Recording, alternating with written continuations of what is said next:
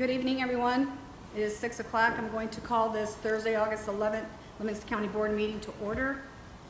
We will have an invocation by Pastor Randall, please. Come up to the podium. Thank you very much. Hope everybody's doing well. Hope you have a good summer. Has it been good? Good. Yes. And it's over, but let's pray. God, we consciously set aside a time to call upon your great name. You are the great creator of this mighty universe, and all things are upon it because of you. You stand alone as the living God. Thank you for the gift of life on this day, for we recognize and realize that it is not a guarantee. We are glad to have a heartbeat, air in our lungs, and blood in our veins today. It shows that we are alive. Acts 17:28 says that in him we live and move and have our being. And may our lives glorify your name as we move forward as a people, a county, a state, and a nation. May what we decide to do now be a blessing to all of humanity around the world in the future. I know that we are busy people, but I pray that you will help us to slow down this evening and understand that we can do nothing without you. So lead these men and women tonight and impart to them wisdom into their minds and souls as they direct Livingston County and its people. We are truly a blessed people to be able to call this United States of America home. God bless America, our president, our military, our first responders. We pray for our teachers and students as they go back to school, and every individual living within its borders. May your hand rest upon all nations and help us all to bring peace to a world that we live in. Amen. Amen. Thank you. Now we'll have the Pledge of Allegiance, led by Marty Fannin. Pledge allegiance to the flag of the United States of America and to the republic for which it stands, one nation, under God, indivisible, with liberty and justice for all.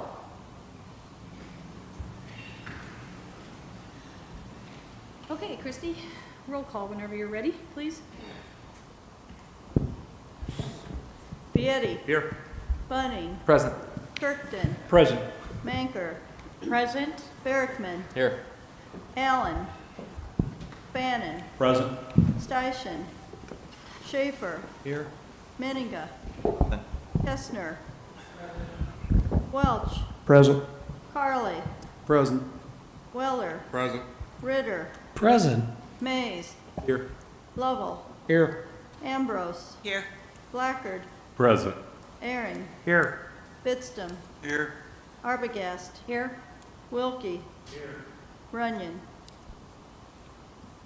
Okay, thank you. Before approval of agenda, I need to make some amendments. We will not have minutes tonight to approve, and we will add under presentations Donnie Simmons, and he's here to talk about the tire recycling project. So with those amendments, I ask for a motion. So moved. Second. Motion by Carly, second by Ritter. All in favor, signify by saying aye. Aye. Opposed, same sign. Okay. All right. Now we'll move on down to presentations. Donnie?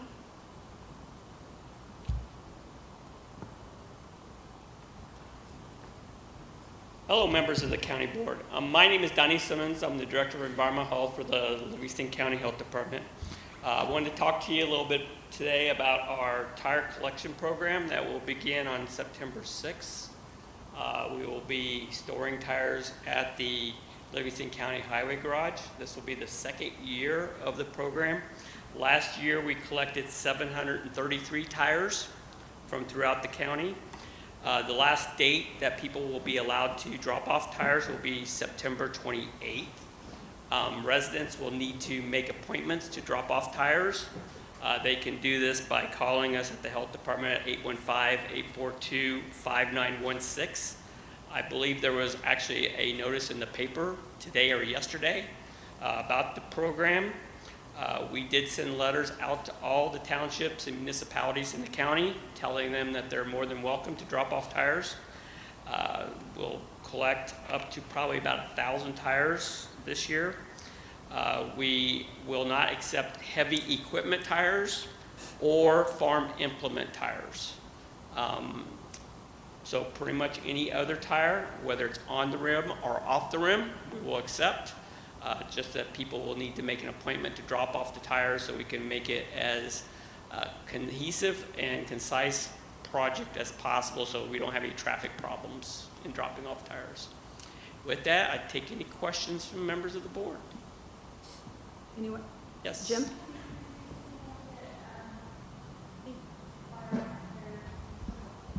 Right, we don't want tires filled with mud and dirt. That's just a request of the recycling company that comes and picks up the tires. We have to pay them to come and pick them up. So if they won't accept them, then we'll have to figure out some other way to dispose of them, which I'd rather not do. So as long as they're not filled, you know, they can be dirty, but as long as they're not filled with mud and water, they'll take them. Jim? Is there going to be a social media or some sort of press release done? We've already sent out PSAs to all the radio stations, media in the county. So we've got posting on our website and our Facebook page. So any other ideas or suggestions you have for me to get the word out there, we'd be more than happy to oblige. No, if you've got it on your website, we can then take that and post it on our Facebook pages. So. And a new feature of our website will mention that you can actually go to our website and receive alerts. So whenever anything new is posted on our website, it automatically alerts you that something's been posted there. Jason? Define heavy equipment, Donnie. Backhoe tires, large dump type mining equipment tires, OTR tires is what they're commonly referred to, that kind of thing. Road grader tires, anything of that nature. Basically, semi-truck tires will be accepted. Truck tires, car tires, small equipment tires like You had lawnmowers. me at semi-truck tires. Thank you. Okay.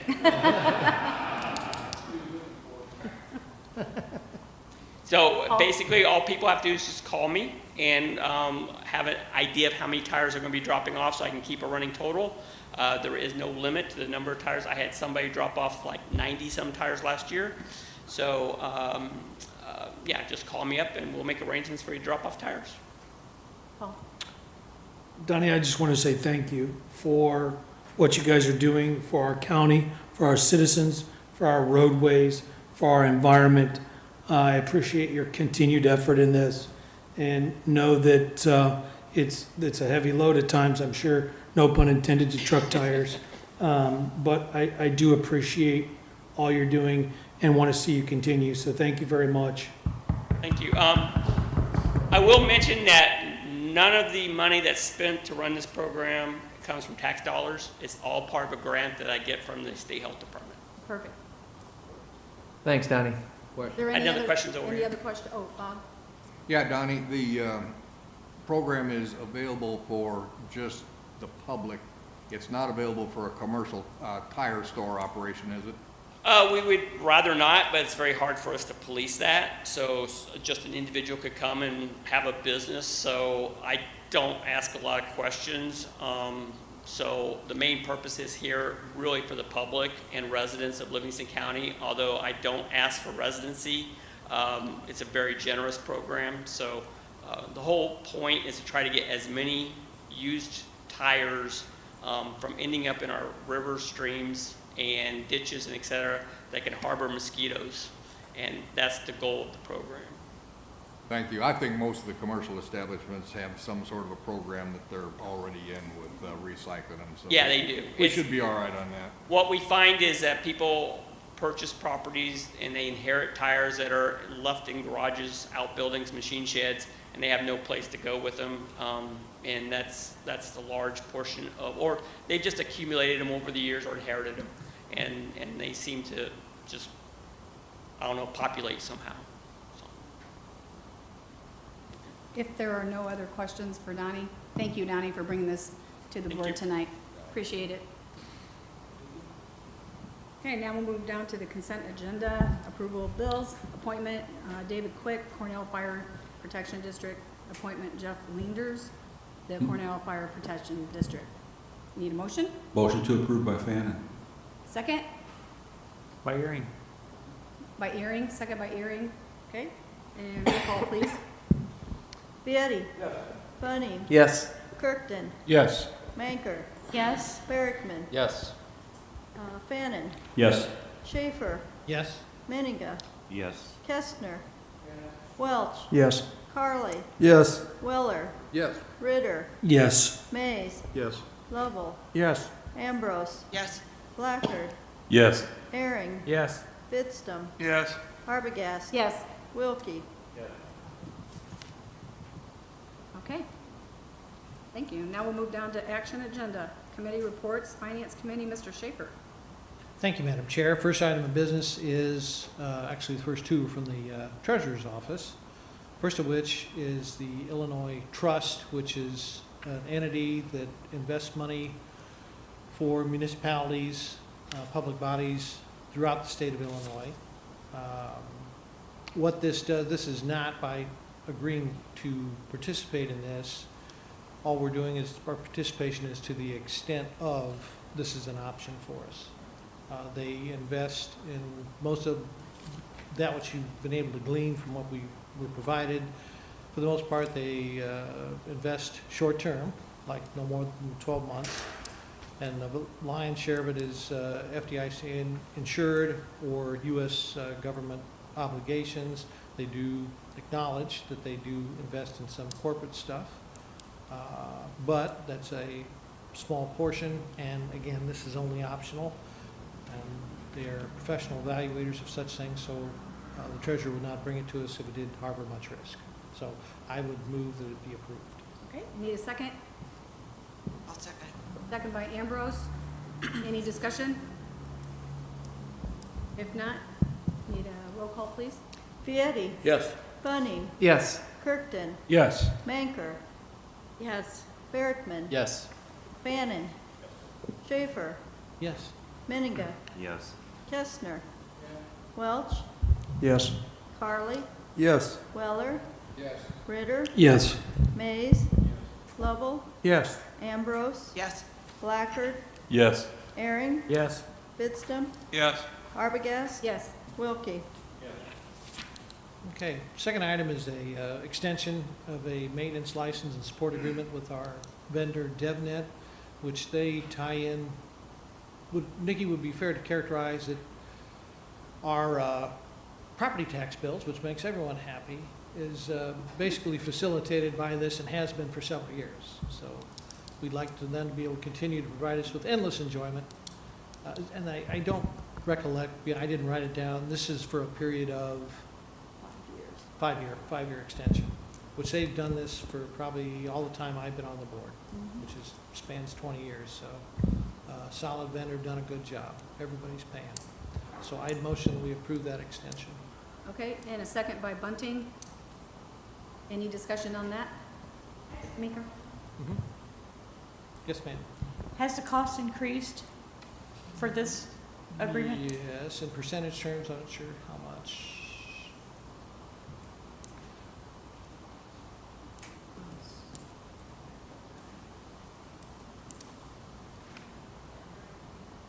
Okay, I think it was. probably under 5%. Yeah. I think it was 5%. Any other discussion? Okay. Need a roll call, please? Vieti. Yes. Bunning. Yes. Kirkton. Yes. Manker. Yes. Bergman. Yes. Fannin. Yes. Schaefer. Yes. Menninga. Yes. Kestner. Welch. Yes. Carly. Yes. Weller. Yes. Ritter. Yes. Mays. Yes. Lovell. Yes. Ambrose. Yes. Blackard. Yes. Herring. Yes. Fidstum. Yes. Yes. Arbogast. Wilkie. Okay, thank you. Our last item is a bit of usual business, twice a year. The county clerk's semi-annual report. Christie? This report covers it's the first 6 months of 2022 and goes through May 31st. Overall, the office took in $504,890.35. Of that, $170,611.78 was turned into the general fund as revenue. The recording automation fund received $88,325.07. We paid the state of Illinois $182,128.50. And we had miscellaneous revenue, which was like the Vital Records Automation Fund, the GIS Automation Fund for the assessor's portion, and that came to $63,825. Overall, the revenue was up $28,933.13 from the 6 months prior to that. And when it was compared December of 20 to May of 21 to December 21 through May of 22, we increased the revenue by $25,749.21. I also note that the number of recorded documents in our office are down about 300 documents compared to last year at this time. We believe that that's the slowdown due to the economy and the increase in interest rates and the rate of inflation going up. We also have a new employee we hired to take Jessica Durham's place. She retired. Mary Nink, she'll start August 22nd in the bookkeeping as an accounting assistant. And that's all I have. Okay, any questions for Christie? Hearing none, I'd motion her report be approved. Okay, need a second, Mr. Ritter? Okay, and a roll call, please. Yes. Vieti, Funny, Yes. Kirkton, Yes. Manker, Yes. Barrickman. Yes. Bannon, Yes. Schaefer, Yes. Menninga, Yes. Kestner, Welch, Yes. Carly, Yes. Weller, Yes. Ritter, Yes. Mays, Yes. Lovell, Yes. Ambrose, Yes. Blackard, Yes. Aaron, Yes. Bitstam, Yes. Arbogast. Yes. Wilkie, Runyon. Only other item is, and I'll be on the website and all that good stuff, but we do have a special finance committee meeting on the 24th, just for budget discussions. So if anybody's looking for something to do, interesting, by all means. Thank you. Okay, thank you, Tim. Now I'll move down to Highway Committee, Mr. Lovell. Thank you, Madam Chair. Tonight we got 3 action items. We've got a bridge petition for Owego Road District, replace an existing culvert with a 54-inch, 50-footer, estimated cost is $6,000. We got a bridge petition for Amity Road District for settlement behind the abutment, repair of a structure. That's approximately $30,000. And we also have an agreement with Illinois Generation Limited for a county highway road use agreement. And that about concludes it. Clay's up there. Any questions, or Clay can give you the latest on the building too while he's here. Yeah, the building construction has begun. We've got the earthwork prepared for the pad and the footings. The footings haven't been dug yet, but we're starting on that next week. They started hauling equipment in today and have the staking done. So we should be working on that starting next week, is the plan from Vissring at this time. So that's the status of the building. Are there any questions on them first 3 items? If not, I need a motion to accept A, B, and C. Are you making the motion, Steve? I'll make the motion. Okay, and Weller second? Weller will Second. second, yes. Weller. Blackard. Weller. Whoever. I got Bob out of the corner of my eye, Jim, so. Roll call.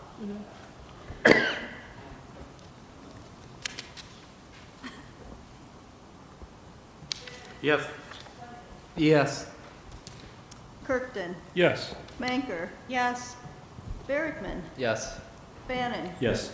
Schaefer, Yes. Menninga, Yes. Kestner, Welch, Yes. Carly, Yes. Weller, Yes. Ritter, Yes. Mays, Yes. Lovell, Yes. Ambrose, Yes. Blackard, Yes. Aaron, Yes. Vidstem, Yes. Arbogast. Yes. And Wilkie.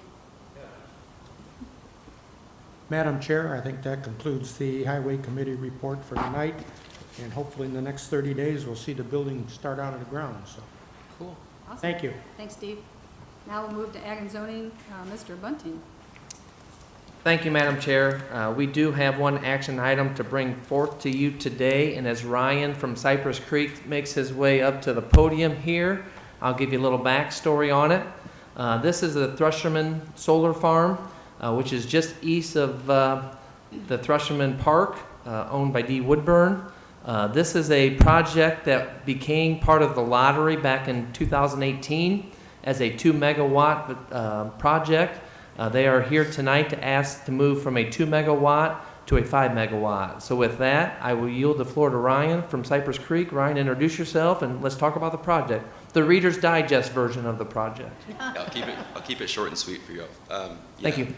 Like you said, my name is Ryan McQuigg with Cypress Creek. Happy to be here and excited to be here tonight. I'm not Kira Gavin. I'm presenting on her behalf, and also Meg Jones, who's unfortunately sick tonight. But yeah. So as you mentioned, where's the?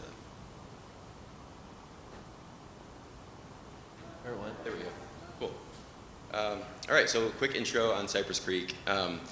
We were founded in 2014 and really positioned ourselves as a leader in the country in DG solar. We have about 17 projects in Illinois specifically, but work in New York, California, really all over the country. And it's equivalent to about 3.7 gigawatts of solar in total. But also have an O&M branch of the company as well to make sure that those projects are functioning well and looking good across the state. Again, keeping it short and sweet. So for community solar, I'm sure you guys already heard this last week with the same presentation, but just to recap, this is unique in terms of it's not the utility scale or transmission scale projects that are like mega projects as I would describe them. The community solar projects actually go to directly benefit the community. What happens is folks get the ability to subscribe to the project and actually take money directly off their bill locally in the community in Livingston County. This is all in regards to what was already alluded to, the IPA and also the Climate and Equitable Jobs Act. There's a lot of legislation and it's constantly changing. Hence our ask tonight to go from a 2 megawatt to a 5 megawatt. Really, it's a positive thing. We're really maximizing the energy production on that RV lot, otherwise wasting it for agricultural purposes that couldn't really be fully utilized with the 2 megawatt site. So it's really exciting across the board. And then kind of diving specifically into the project, again, this was the 2 megawatt layout and compared to the 5 megawatt panel layout.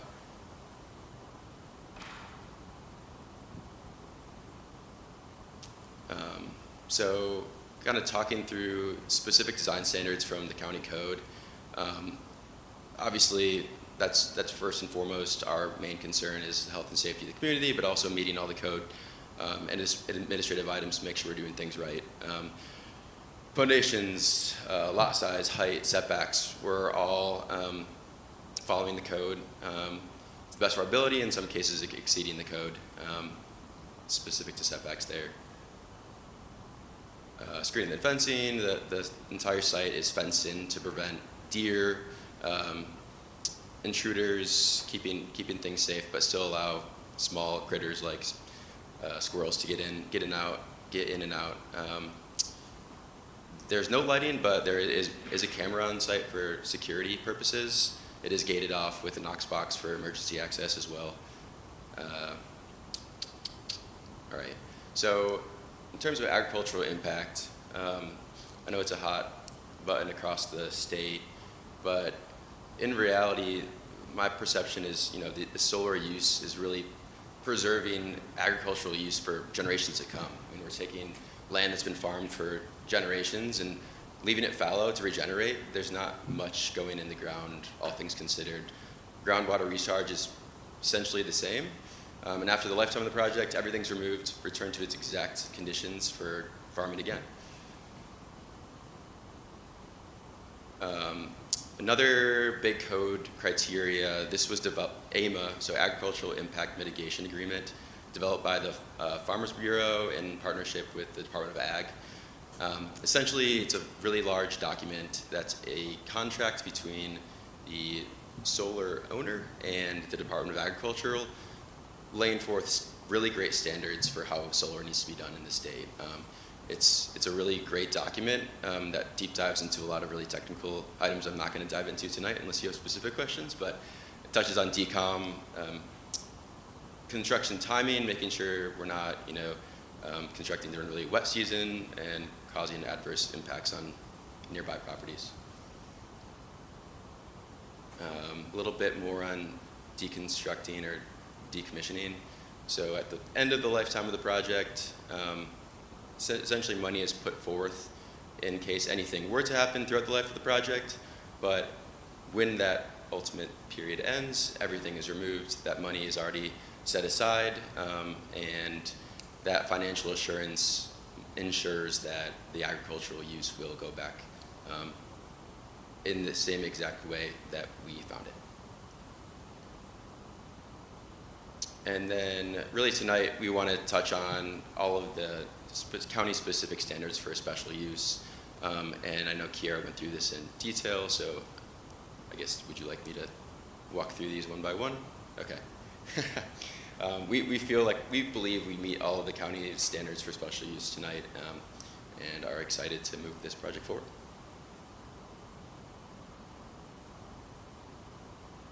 And as I said when we started here, this was brought to us in 2018. It was seen again in 2020, and here in 2022 we are moving it from a 2 megawatt to a 5 megawatt. And if you go back to the picture, Ryan, of the proposed 2 mega to the 5 mega. So just in, as you can see here, the last 4 years from 2018 to 2022, we are increasing 2.5 times the megawatts with the use of what, an additional 10 acres roughly, correct? That's correct, yep. So as technology has afforded it to be more efficient, that is where we're at. It has passed the Regional Planning Commission, it has passed the ZBA, it has passed Ag and Zoning last week, and it is brought forth to you today. So with that, are there any questions or concerns for myself or Ryan? Linda? Could you go back to the AIMA plan?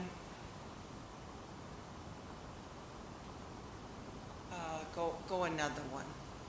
I'm looking at where it says some things will be buried. Okay, whoops, back. Okay. Equipment and materials buried 5 feet or less. Is that on the ground, or is that in a landfill? What is it? Removal of all racking systems, equipment, and materials buried 5 feet or less. Oh, correct. So that's I believe referencing concrete pads to make sure that there's actually no seepage of chemicals. Okay, so they'll be down underneath, and then there's 5 feet of dirt put on top of them, or what? No, the actual concrete section is not going to be in excess of that, which is not even close to what will be. It's way more shallow than that. But I'm still unclear as to where this is buried at. So it's referencing concrete pads for the transformer and some of the mechanical equipment, as well as the actual piles or footings for the arrays. So they're taken off-site someplace, or they're buried right there? They're buried on site, but they're pretty limited in size. I think she's asking for the decommissioning, so. Oh, yeah, I'm so sorry. Oh, I'm sorry, yeah. We're talking two different things here. Okay. Yes, decommissioning, everything is entirely removed and removed off-site. Okay, thank you. Thanks for clarifying there. It took me a second, but I realized where you were getting there, Linda, yes. Sorry. Mike has a question. Mike? I was trying to speed read as you went through the slides, and I missed it. Can you tell me again? I know we're increasing it by 10 acres. How many acres currently are being used? I didn't see that. The Yeah, project so- has not been constructed yet. There's none. So It went it's from from 20 20 to 30. That was my question. It went from 20 now to 30 Yeah. acres. Okay, That's correct. thank you. Jim? I might have missed this, but what's the life expectancy of the solar farm? The life expectancy is 20 to 25 years, really dependent on, having the panels out in the weather over that duration of time. It's reassessed at like around the 20-year mark to see. And when it's decommissioned, I assume the whole thing is decommissioned, it's not done in a sectional way? The whole thing is decommissioned at once, correct? Thank you. Bill?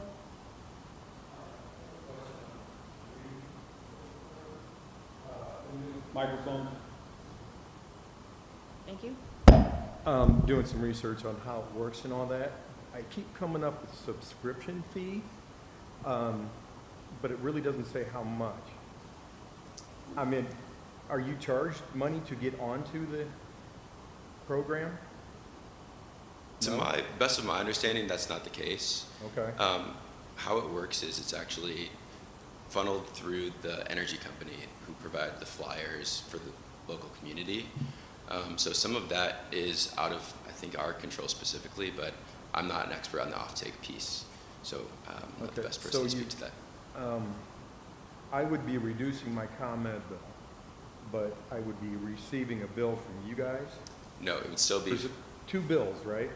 No, it's all on one bill. It's All on one from bill? ComEd, and you'd see a line item on that bill of what's deducted. Okay. Now,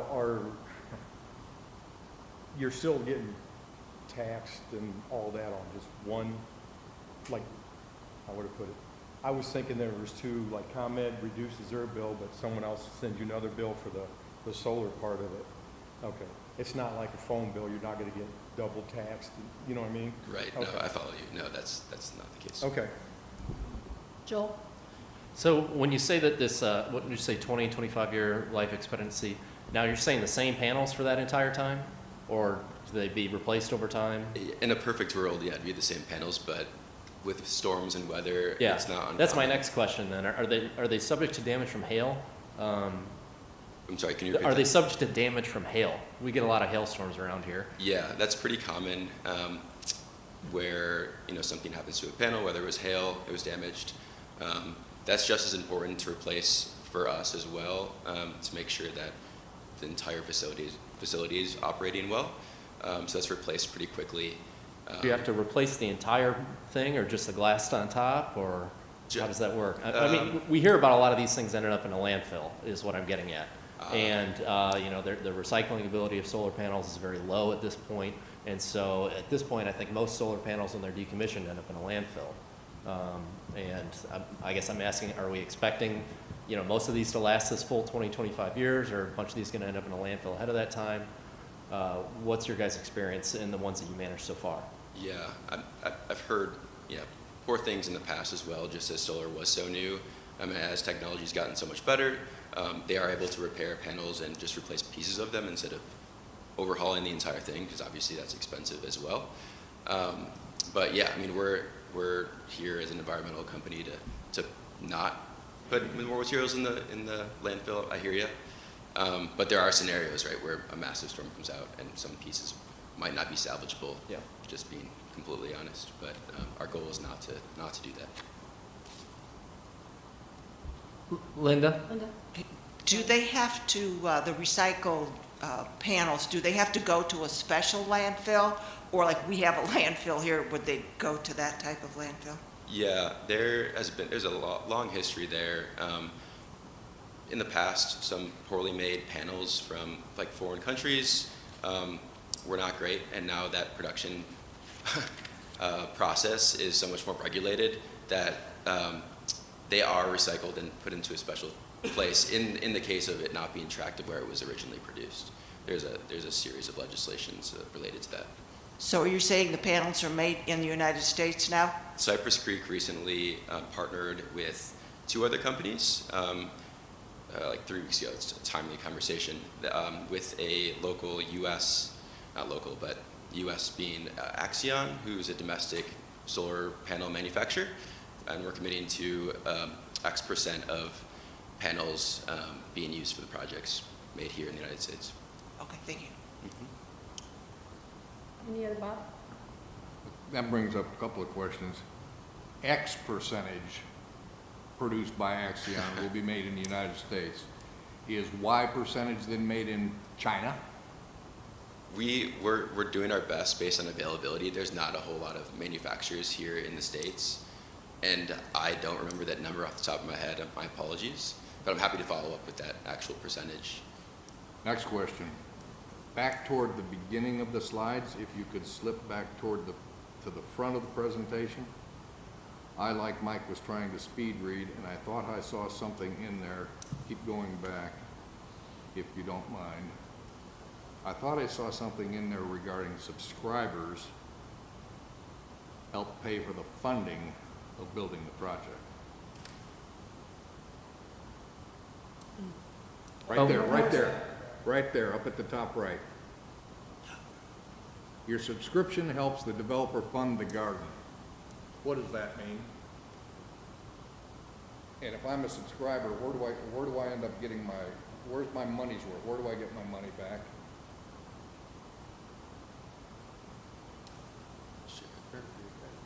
Under electric bill, right?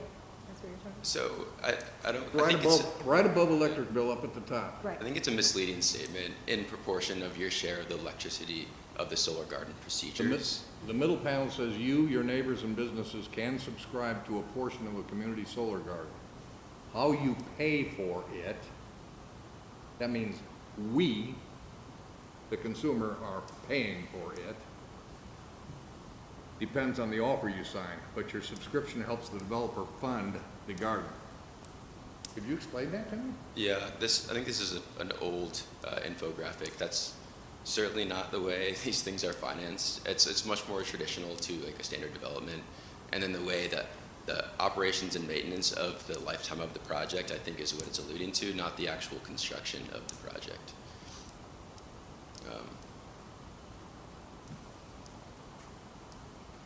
Does that clarify your question? No.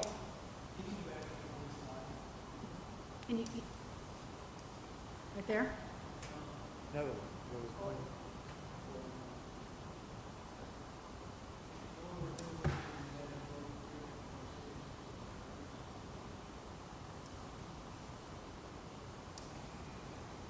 Turn your microphone on, please. Know that I need to. I was just looking where it said subscribers for Bob. Where does the savings come from, I guess is what I'm asking. The savings comes from your ComEd bill. So as these community projects come on, correct me if I'm wrong, Ryan, and that power goes onto the grid. So this is a good and a bad thing. ComEd is being seen as renewable energy the more community projects that get put on here, which means some of that is going to come off of these solar farms, which is going to drive your price down. So there's going to be a spot on your ComEd bill as these community solar farms come in operation on where your savings is at for your community, your area. Well, I think your question is the subscription, yeah. correct? Yeah. I've looked into doing solar at my place, and it came down to they gave me 20 years to pay for it. In other words, I just signed a mortgage for 20 years to pay for the system that they would put on for me, and financially it didn't make sense. So I was curious as to how this community thing works. I guess I might add, I think this is richly subsidized by the state of Illinois, and the savings that you're getting in the end are coming from your taxes to the state, is the bottom line. Well, guess who's paying for it? Right. Bill? Just from the things I've been reading about this subscription thing is, it's to keep the operation going, not for the initial thing, but you can get in 20, 40, a certain percentage, and that's what drives the subscription fee from the things I've been reading. Now, I haven't been able to find out exactly how much that subscription fee is. That's why I asked what the two bill thing was. your credits do take money off your ComEd bill or whoever you have. But the papers that I did receive from Chuck, there seemed to be another bill coming to you for the solar portion of it. And that has your subscription fee, and that's why I asked, like a phone bill, does it have taxes for this one and taxes for this one? Because everybody knows if you got a different line, they're taxed on each line. Now, like I said, I got the information from Chuck, and that's just what I've been reading, but I still haven't found out what that fee is. So, I don't know, I can show you the paperwork afterwards. Yeah, sure. Okay. Absolutely. And I think it really depends on the location and like a lot of other factors. I don't think it's a flat fee across the state for community solar. Yeah. But yeah, it's, I believe, very minimal. Okay. And I'm not an expert, so I can't speak to Okay. that. Yeah. I'm just trying to find the path to find that fee. Yeah. You don't know. Let's chat after. Should know, I would think. Yeah, I would think so too. Okay, thank you.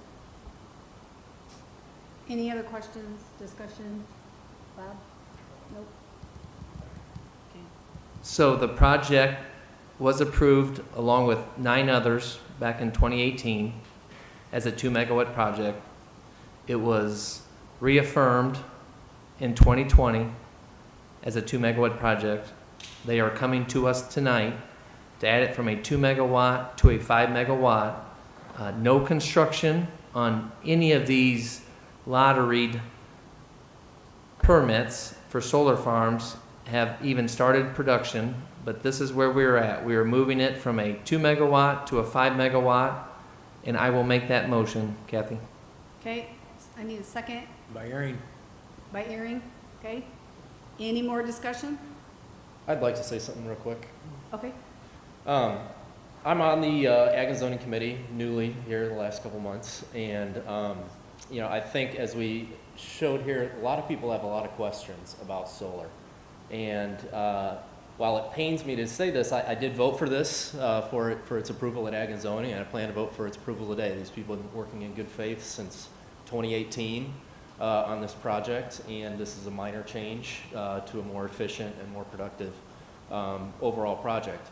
But for those of you that weren't at Ag and Zoning before this meeting, I think obviously many of you were, we've got some very important decisions to make as a board on how we are going to continue to absorb the influx of solar that's coming to our county. This is just the first drop in a literal tsunami of this stuff that's going to come at us, and what we've heard numbers as much as 8,000 to 10,000 acres of permits in this first year. And so, like I said, I'm going to vote for this. But at Ag and Zoning, we have a special meeting next week on Thursday at 6 o'clock that I would encourage all of you to attend, where we are going to discuss the nitty-gritty of how we are going to accept or some of the solar that is coming at us in the next year here. So I would encourage all of you to attend that, and that's about all I got to say. Okay, thank you. Anyone else before roll call? Okay, Christie. Vietti. Yes. Bunning. Yes. Kirkton. Yes. Manker. Yes.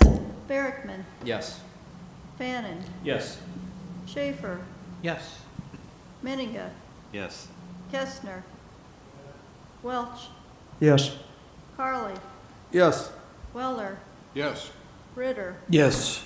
Mays. Present. Lovell. Yes. Ambrose. Yes. Blackard. Yes. Aaron. Yes. Bitstam. Yes. Arbogast. Yes. Wilkie. That's it. Thank you, Ryan. Yeah, thank you. Madam you. Chair, as an informational item, I would like to let everybody know that next Thursday, August 18th, Ag and Zoning Committee is getting together to have a conversation about solar. Would like to see everybody attend. Okay. Joel kind of stole my thunder. All right, Jason, thank you. That's all I have. Oh, no, that's not all I have. We are looking at electronic recycling event for computers, not appliances, excuse me, sorry Chuck, sorry Jesse. TVs, we are looking at November 5th. If that date does not work, we're looking at November 19th. The location is the old Kmart parking lot, as we've done in the past. We see that as being the most convenient thing and place to have it. So stay tuned. We are just in the beginning stages of conversation, but we are looking at November 5th or November 19th. Thank you. You sure you're done? Okay. I'm just kidding. Okay, now down to Public Property Committee. I believe it is John who's the chair, but I believe Gerald is going to do the report. Thank you, Madam Chair. We had two action items this month. The lease with the Safe Journey in the old H&E building. And we have to take action on that. And I'd like to make the motion. Everybody got the lease mailed to them by email to do that. Okay, need a second? Ritter? Okay, roll call on that, please. Vieti, Yes. Bunning, Yes. Kirkton, Yes. Manker, Yes. Berrickman, Yes. Fannin, Yes. Schaefer, Yes. Menninga, Yes. Kestner, Welch, Yes. Carly, Yes. Weller, Yes. Ritter, Yes. Mays, Yes. Lovell, Yes. Ambrose, Yes. Blackard, Yes. Herring, Yes. Vidstem, Yes. Arbogast, Yes. Wilkie. Okay, the second on our agenda was the lease of the Livingston County Farm Ground. We actually extended the lease for another year. We're looking into, they'd like to look at a long-term lease. We're not sure if it's possible to do, so we're getting involved with the legal department to make sure it's right, but we're gonna extend it for 1 year. So I'd make the motion to approve that. I'll second. Manker, seconds. And roll call, please. Manker. Manker. Mhm. No, Oh, Gerald and Manker.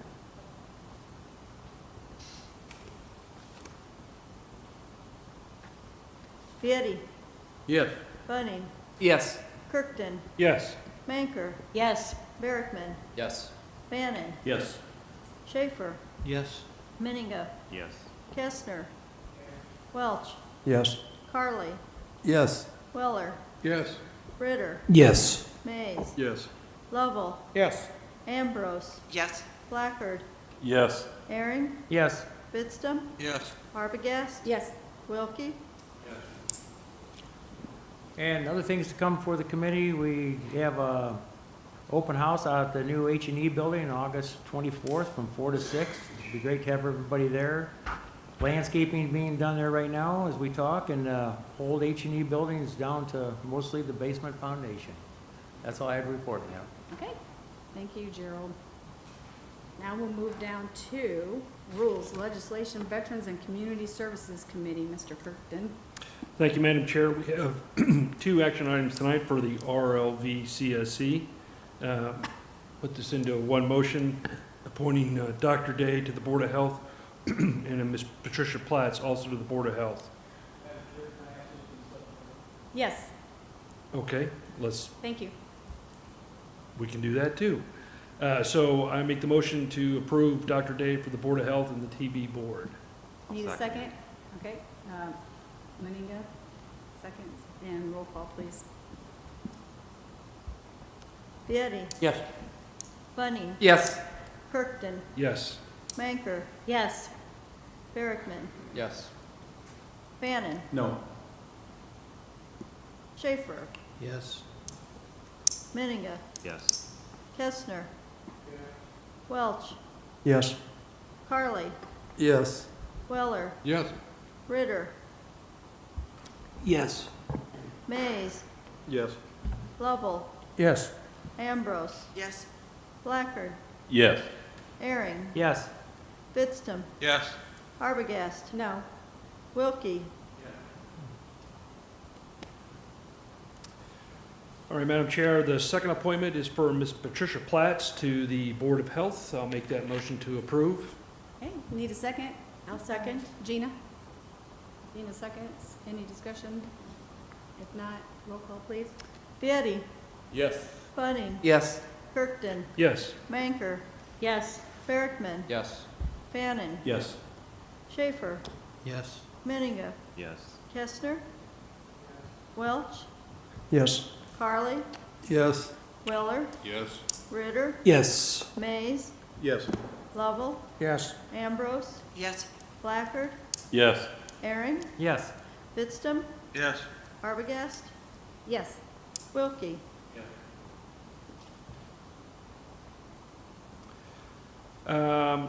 The other thing we've been working on, Madam Chair, is this last week in the last committee meeting, we've been working with Michael Hare, the new VAC superintendent. We're looking at doing something in the county on Veterans Day coming in November, and hopefully we'll have more to report to you next month.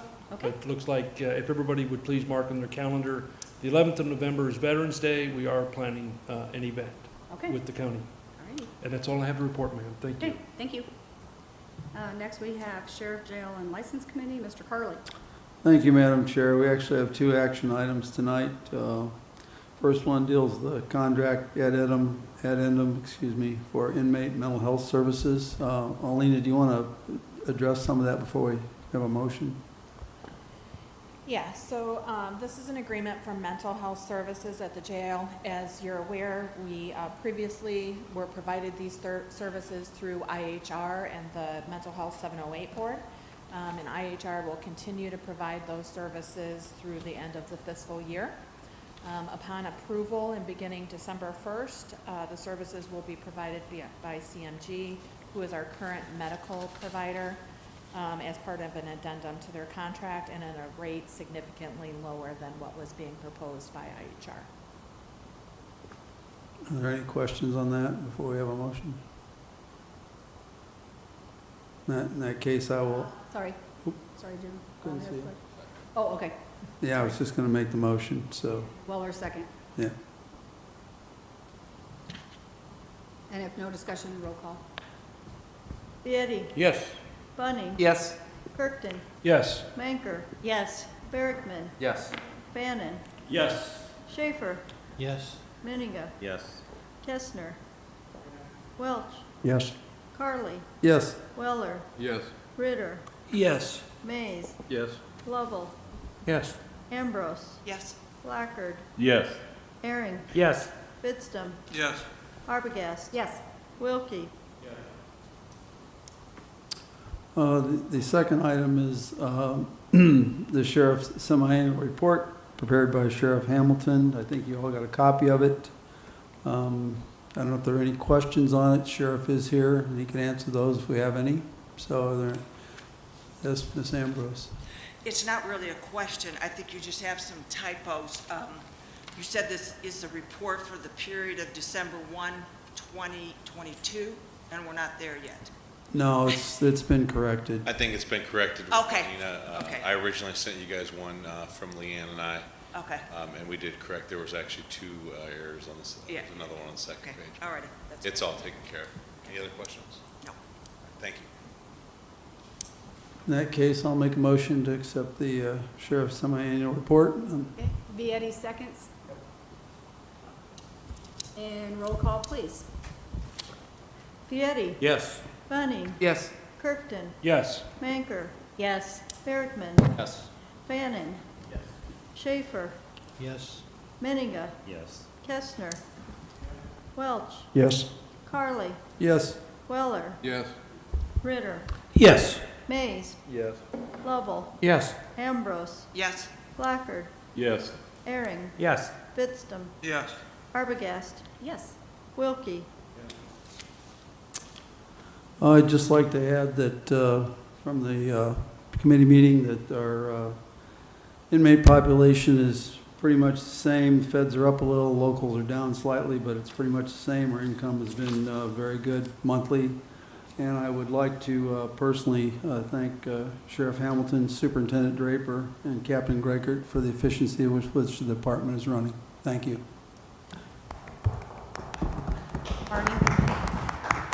I do have one question. When we were talking about, you were talking about the head count at the jail and the Yes. locals are lower. I know we have the state's attorney here, we have the sheriff here. Are we anticipating a huge drop in local participation in the jail come January 1st. Randy's, yeah. Thank you. It's really hard to tell.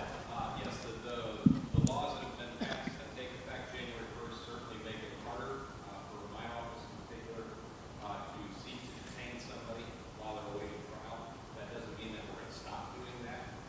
So really it's just going to depend on how many of those individuals judges would continue to detain.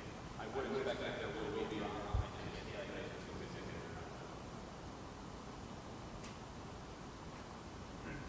That ends your report, Jim. That concludes the report, yes. Thank Okay. you. Thank you. Now we'll move down to IT. Mr. Fannin? Thank you, Madam Chair. We met, submitted the budget and capital projects to the Finance Committee, working diligently on getting the two-factor authorization for the computers for the county. So that's all I have, Madam Chair. Okay. Executive Committee, I was not here last week. I talked to the Vice Chair here, Jason. He has nothing, or do you have some? Okay. Nothing to report. Okay. And then also Gerald stole my thunder as well about the open house, so. Sorry. That's okay. Now we'll move down to public comment. And I apologize, the sun has hit me right in the face, so I can't see anybody out there if they're raising their hand. Go ahead and come up to the podium, please. Name and address before you speak, please. Brad Trainer, 1309 Kirkwood Drive, Pontiac.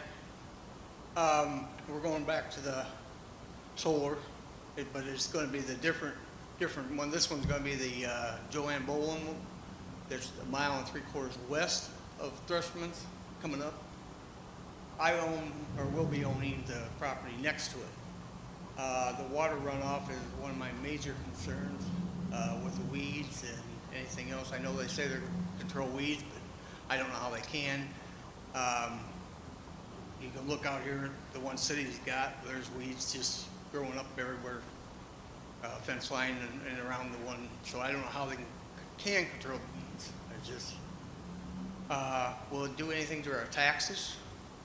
Be another question that comes up.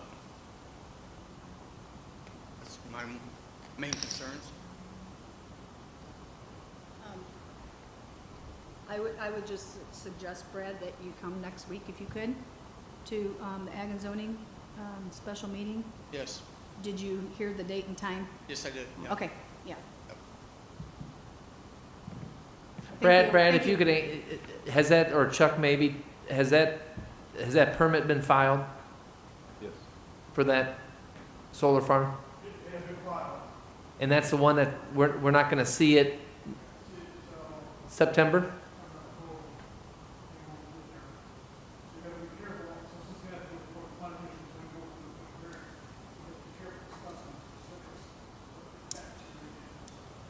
And that was the reason for my question. Thank you, Chuck. Thanks, Brad. Thank you, Brad. Any other public comment? Scott? There's an event coming up on August 31st, which is at the Humiston Riverside Park. I have flyers here for anybody that would like to maybe take one home, pin it up, or know a business or somewhere where you can spread the word. But it's for an International Overdose Awareness Day. And it's going to be at the Riverside Park here in Pontiac, August 31st, from 6 to 8 p.m. And there's a silent auction, 50-50 drawing. There'll be speakers there, and it's for harm reduction, education, and to kind of get rid of the stigma, you know, as far as overdose. So it's a good thing. I encourage anybody who would like a flyer, please pick one up. What was that time again, that August 31st? 6 to 8. 6 to 8 p.m. Okay. Thank you. Anyone else have public comment? If not, I move that we go into executive session 5A ILCS 120/2, C2, collective negotiating matters. Second. Blackard second. Blackard? And a roll call, please. Piety. Bunning. Yes. Kirkton. Yes. Manker. Yes. Berkman. Fannin. Yes. Schaefer. Menninga. Yes. Kestner. Welch. Yes. Harley. Yes. Weller. Yeah. Ritter. Yes. Mays. Lovell. Yes. Ambrose. Yes. Blackard. Herring. Fitstum. Yes. Arbogast. Yes. Wilkie.